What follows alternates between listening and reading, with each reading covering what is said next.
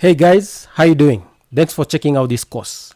My name is Patrick Muriongi and I welcome you to the complete guide to CSS Grid. If you're looking for a comprehensive course about CSS Grid, then you're in the right place. If you're new to this channel, consider subscribing. I always upload new videos every week about web development. So in this course, we are going to be looking how CSS Grid is going to help us build complex layouts using two-dimensional way. That is columns and rows. And by the end of this course, you'll be able to create your own complex layout using Grid, speed up your development, and you no longer need again to rely on CSS frameworks like Bootstrap to create Grid layouts. So before you start creating our first layout or Grid layout, let's get familiar with some of the terminologies that are used in creating Grid or Grid layouts. So in a Grid layout, we have something we call a Grid container. And a grid container is the direct parent of all grid items.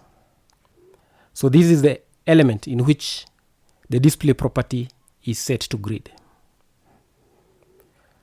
Also, and remember the grid items are the text, the images, or any other element we place inside our grid areas. Also in a grid container, we have something we call grid lines. Grid lines are the horizontal and vertical dividing lines of the grid. They exist on either side of the column or row. These grid lines gives us a numbered line to use when positioning items. And we have the column lines and row lines. The column lines start from the left going to the right. They run vertical. The row lines run horizontal. They start from the top going to the bottom. So as you can see in this example, this is a 3-column grid. That means it will have 4 lines. If you have another one, for example, a 4-column grid, then it means we'll have 5 lines, and so on and so forth. So in a grid layout, we also have something we call a grid cell. So this is a space between 4 grid lines. It is the smallest unit on our grid that is available for us to place item into. This is a single unit of the grid. All the boxes you see here are grid cells. Also in a grid layout, we have something called grid gaps. We have the column gaps and horizontal gaps, which are called row gaps. Also in a grid layout, we have grid track.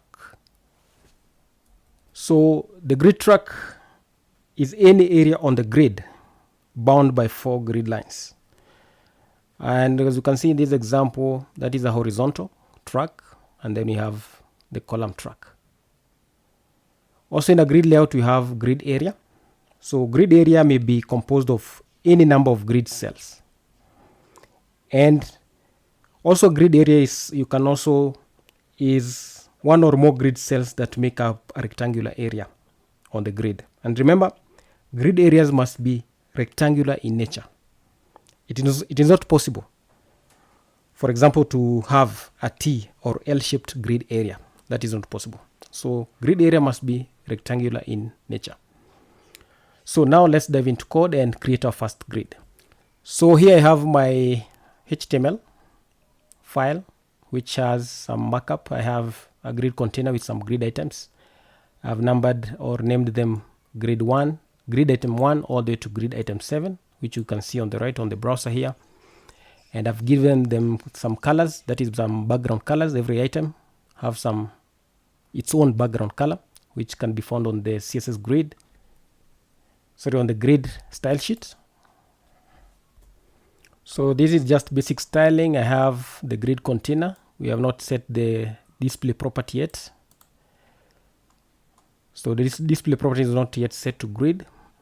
And then I have some grid items.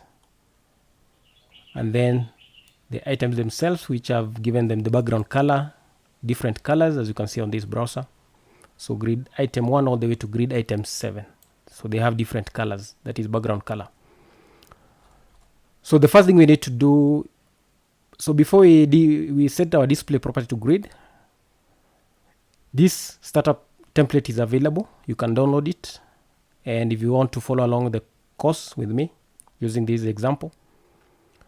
So first, let's set the display property to grid on this grid container, because we said this is the element that you're going to set the display property to grid, because it's the direct parent of all grid items.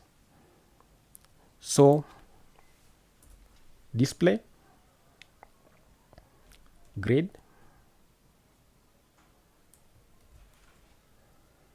and then save. Still nothing will happen to the browser, as you can see.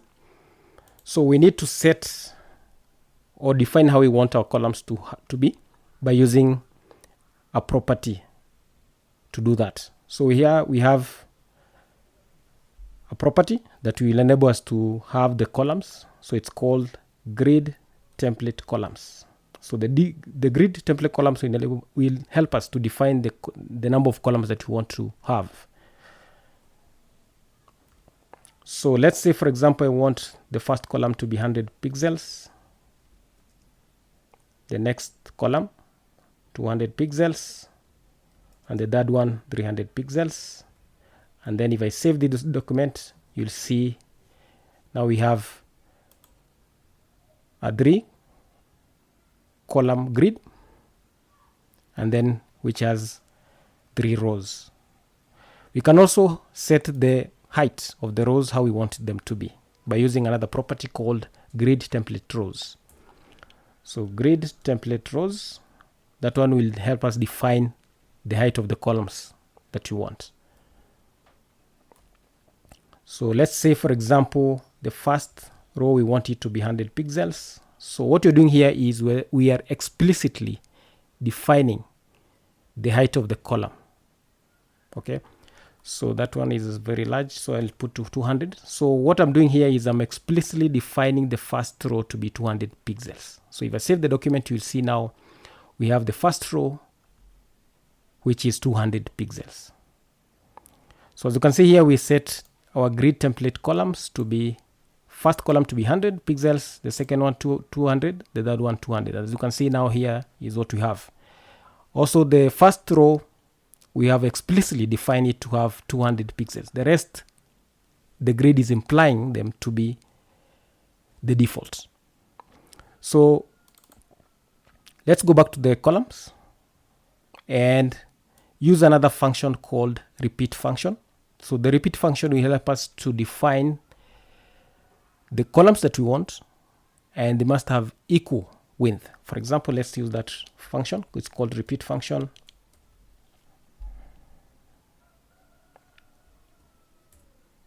And let's say we want 3 again columns, and then we want each column to be 200 pixels. So if I save the document, you'll see now we have 3 equal columns.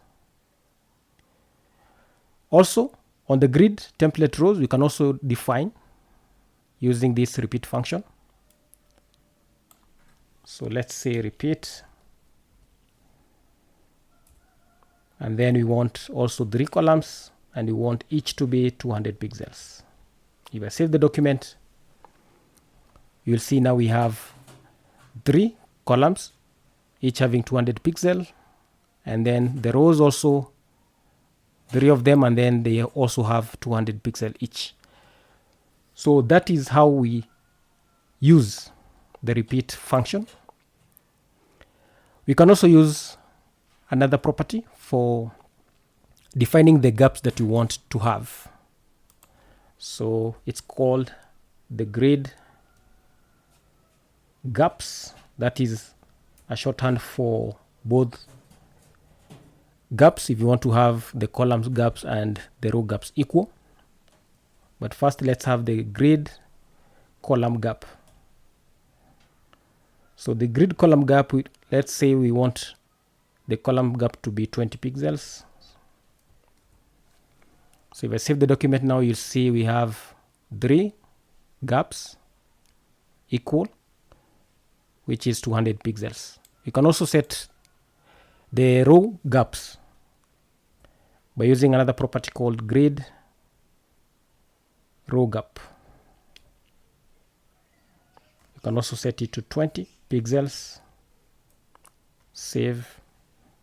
And now, as you can see, we have equal columns and also equal gaps. We can also use a shorthand for all this. That property is called grid gap. So grid gap will set both column and row gaps equally, but only if you want them to be equal gaps. So let's say, for example, we want them to be 20 pixels. So this one and this one, I just have to comment them. Also comment them and then save. So as you can see now, it's still the same. So we have those grid gaps. Also, let's go back to our grid template columns. Another way we can use to define that is by defining, for example, we want the first two columns to be 200 pixels, and then the third one, we can define it separately. Here, let's say we want it to be 400 pixels, the third one. So we can set it like that. So if you save, now you'll see we have, let me drag this. As you can see now, we have the third one, which is 400 pixels. As you can see, it's larger than the first and the second column.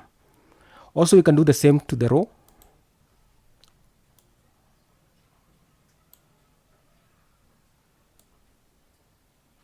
So you can do the same to the rows. That is the grid template rows. So I can say I want the first row to be 200. Sorry, the first two. So let's try that. The first one.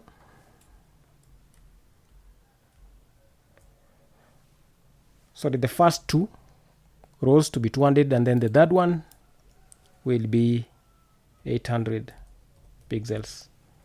If I save the document, now we'll see we have, if I scroll down, now you'll see the third row will have 800 pixels, but the first and second rows will have 200 pixels.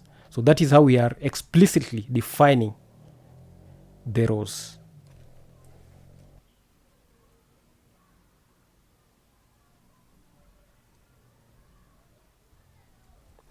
So now we have created our first grid layout. So just like I say, this course is a series, and in the next video we look at something else, and that is fractional units. So fractional units allows us to create equal columns by using the remaining the space that is available. So see you in the next video.